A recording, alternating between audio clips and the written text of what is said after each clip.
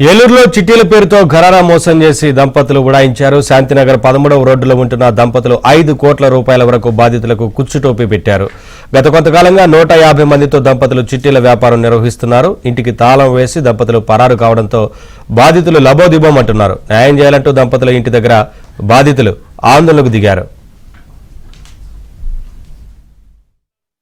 ఆ రోజు ఫోన్ చేస్తే లక్ష్మి నీకెందుకు, నేను ఈ 2 రోజుల్లో చెట్ చేస్తాను, ఇల్లు భారం అయిపోతుంది, ఇచ్చేస్తాను అని గట్టిగా చెప్పిందండి. ఫోన్ శనివారం శుక్రవారం చేస్తాను ఫోన్. నేను అంతే ఇంటికి వస్తున్నాను అంటే ఇంటికి వద్దులే, నీకు రేపు ఫోన్ చేస్తాను వచ్చి తీసుకో అంటే వచ్చి చూస్తే పని చేస్తామండి. గిన్నెలతో వచ్చేస్తే లేదు మనిషి, పనికి వస్తే తాళం వేస్తుంది. అక్కడికి ఇస్తాను, మేము భూమి ఉన్నాము, ఇది ఉంది, అది కొనుక్కున్నాం, బంగారం ఉంది, మీకేం భయం లేదు, ఇవాళకైతే రేపు ఇచ్చేస్తాను, మీరు ఎవరు దానొద్దు, ఎవరు మీకు మట్టికి ఇచ్చేస్తాను, నేను ఇవ్వాలి మీకు అని చెప్పి వచ్చిందండి.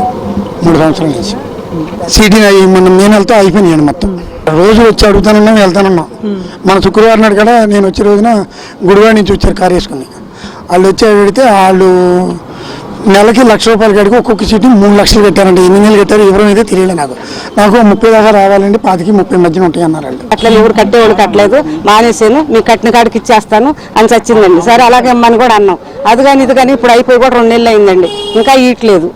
పిల్లల చీట్లు ఆంటీ గారు మీ పిల్లల చేత అయిపోయింది మీరేయండి అని చెప్పి మా పిల్లల చేత మా చేత మా 2 అబ్బాయి వాళ్ళ అత్తయ్య ఆవిడ మగ దిక్కులేరండి.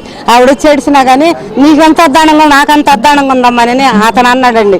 అలాగా మా అన్ని మామూలు 15 లక్షల చీటీలు తెలియదు మాకు ఇప్పివ్వాలండి. మీరు అడిగిన ఇల్లు బేరం పెట్టడం, పొలాలు బేరం పెట్టడం, ఏది వచ్చినా ముందు అడ్వాన్స్ కట్టినా మీకే ఇస్తాం ఆంటీ గారు, మీకే ఇస్తామని చచ్చాడు అతను కానీ ఆవిడ కానీ అదే మాట్లాడారండి. మొన్న కూడా ఆ రోజు శుక్రవారం రోజు కూడా వచ్చి వెళ్ళామండి.